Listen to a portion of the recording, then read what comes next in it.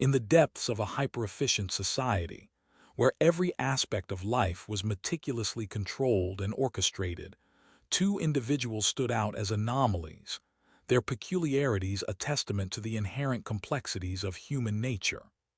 Bernard Marx, an alpha plus and Lenina Crowne, a young and stunning beta, were about to embark on a journey that would challenge the very fabric of their existence. Their destination, a savage reservation, was a place where the inhabitants lived in a state of unbridled freedom, untainted by the all-pervasive surveillance and conditioning that governed their own world. Bernard, with his unconventional thoughts and unorthodox behavior, had always felt like an outcast among his peers. His physical appearance, somewhat shorter and thinner than the average alpha, had led to a lifetime of ridicule and social exclusion. As a result, he had developed a keen sense of observation, often finding solace in the company of books and ideas that deviated from the norm.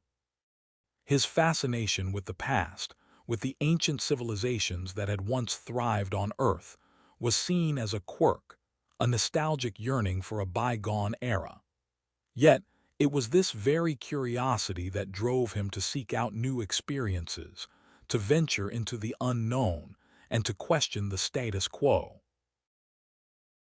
Lenina, on the other hand, was the epitome of modernity, a true product of the world-state's conditioning. Her stunning beauty, coupled with her vivacious personality, had made her a popular figure among her peers. However, beneath her carefree exterior, Lenina harbored a deep-seated desire for excitement, for something that would shatter the monotony of her daily routine.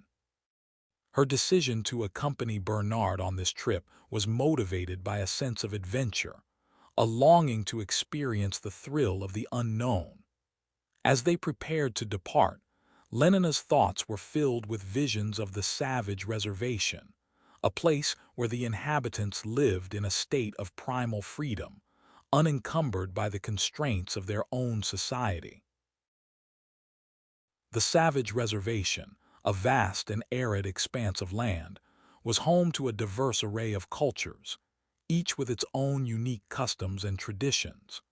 It was a place where the rhythms of nature still held sway, where the cycles of birth, growth, and decay were an integral part of everyday life. The inhabitants of this land, the savages, were a mysterious and enigmatic people, their ways and beliefs shrouded in an aura of mystery. They lived in a world that was both familiar and yet utterly alien, a world that was governed by its own set of rules and principles. As Bernard and Lenina delved deeper into the heart of the reservation, they began to notice the subtle yet profound differences that set this world apart from their own. The air was thick with the scent of smoke and earth, the sky a deep shade of blue that seemed to vibrate with an otherworldly energy. The landscape itself was a testament to the unfettered power of nature, with its rugged mountains, its vast expanses of desert, and its shimmering lakes. Every rock, every tree, every blade of grass seemed to hold a secret, a story that whispered tales of a long-forgotten past. Their journey was not without its challenges, however.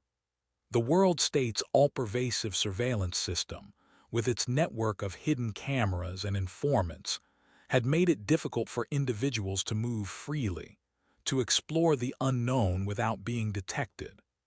Bernard and Lenina had to be careful to avoid drawing attention to themselves, lest they be reported to the authorities and forced to undergo a process of reconditioning. The threat of punishment, of being forced to conform to the norms of their society, hung over them like a sword of Damocles, a constant reminder of the dangers of nonconformity.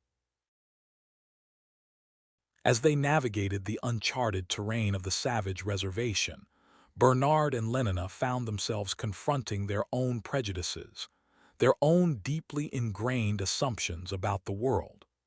They had been taught to view the savages as primitives, as uncivilized beings who were incapable of experiencing the same range of emotions, the same depth of feeling, as their own kind.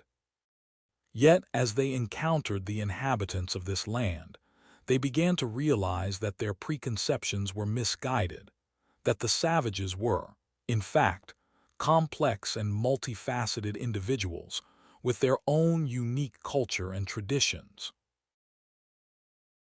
The encounter with the savages marked a turning point in their journey, a moment of reckoning that forced them to confront the very foundations of their own society.